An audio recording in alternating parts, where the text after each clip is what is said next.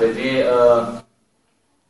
begini, tahun 1980-an beberapa intelektual Indonesia ditanyai mengenai kehadiran adanya filsafat Indonesia oleh orang Prancis ya. Jadi lalu orang Prancis muncullah di situ sekitar 11-12 nama ya yang disebut filsuf Indonesia, antara lain Surya Manggaram, kemudian Mangkunegoro, kemudian bahkan Soekarno ya. Soekarno juga disebut sebagai filsuf Indonesia.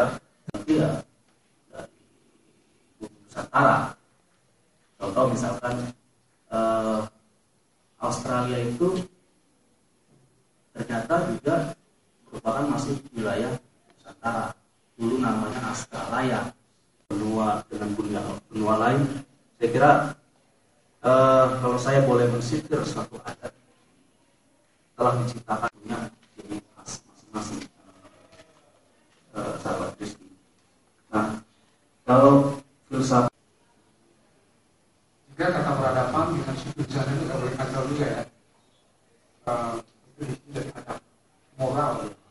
Itu berbeda. Jadi saya sama dengan kata-kata dan dengan budaya juga berbeda.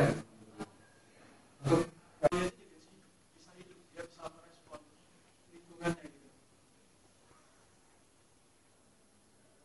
Terus di beberapa daerah pun masyarakat terpencil kita misalnya punya motorik yang kuat.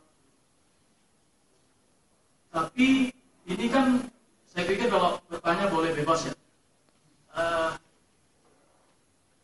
Tapi yang ya sebenarnya bermain teater untuk merangsang artinya untuk menstimulasi pemikiran rasional pada saat itu. Soekarno mentas teater ya, di Pulau Inti. Terima kasih.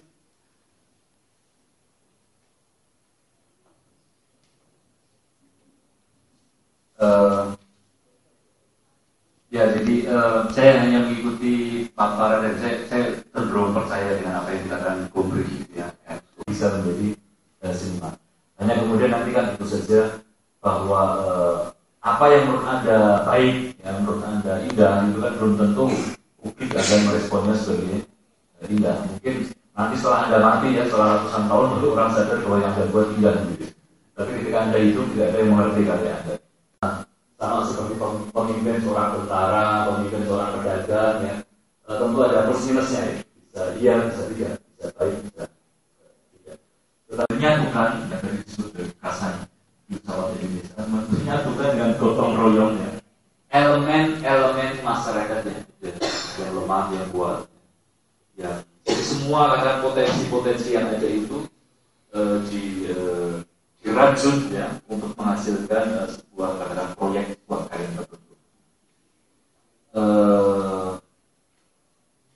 tadi kita masih sempat ingat bahwa seni atau zeni, cara teknik atau saya mengutip lagi Al-Farabi, torik sebagai jalan. Jadi seorang seni cara bagaimana orang sehingga mampu dan sesuai apa yang jadi keinginan kita.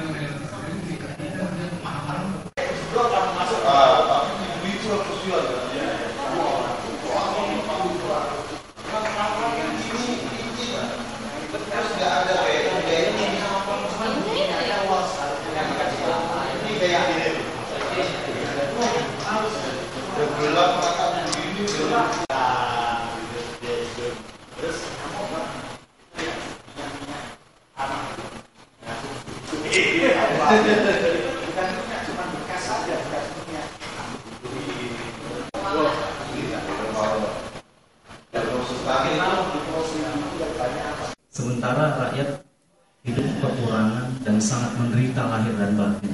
Pembanding itu teaternya parah. Jadi kayak tadi misalnya Prancis sudah mengeluarkan pernyataan. Siapa Prancis gitu loh? Falsafahnya bangsa gua.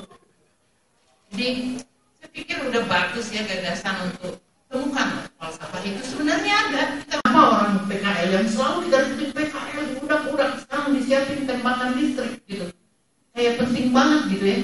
Yang harus kita bicarakan PKL itu lahir justru setelah krisis moneter kan.